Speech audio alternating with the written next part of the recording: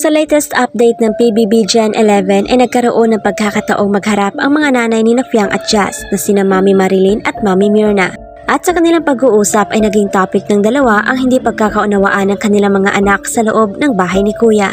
Pareho silang humihingi ng paumanhin o pasensya sa mga nasabi ng mga bata na kung saan nadamay pa ang magulang ni Fiang sa nagdaang rap battle ng dalawa. Aminado naman ng dalawang nanay ng mga bata pa sina Jazz at Fiang, kaya't hindi malabong mabago pa nito ang kanilang mindset. At tiyak na magiging lesson umano ang mga nangyari sa kanila.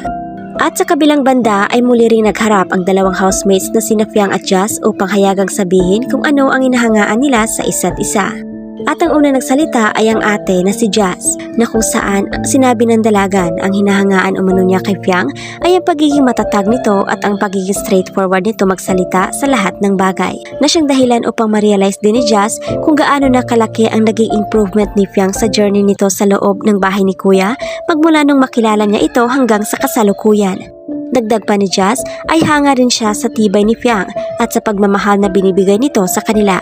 Samantala, naging emotional naman si Jazz nang muling balikan ang pagkikita nilang dalawa sa room kung saan sila unang nagkausap matapos ang mainit nilang sagutan. Akala raw kasi ni Jazz ay hindi na siya kakausapin ni Fiang. Pero dahil maganda umano ang kalooban ni Fiang ay she took it maturely. Kaya sobrang saya niya nung araw na yon. At tinapos ni Jazz ang kanyang madamdaming pahayag sa katagang, "You're one of God's greatest soldiers na hinahangaan ko." Samantala, ang hinangaan naman ni Fiang kay Jazz ay ang pagiging totoo nito at ang mabuting intensyon umano ni Jasmine. At bilang panganay ay laging sinasabi ni Fiang sa kanyang sarili na sana ay magkaroon na siya ng ate. At naramdaman umano niya iyon kay Jasmine. Sobra umano niyang ina-admire si Jazz dahil hindi lahat ng tao ay kaya magpakaate sa hindi nito kaano-ano. Kaya sobrang saya niya nang maramdaman niya iyon kay Jasmine.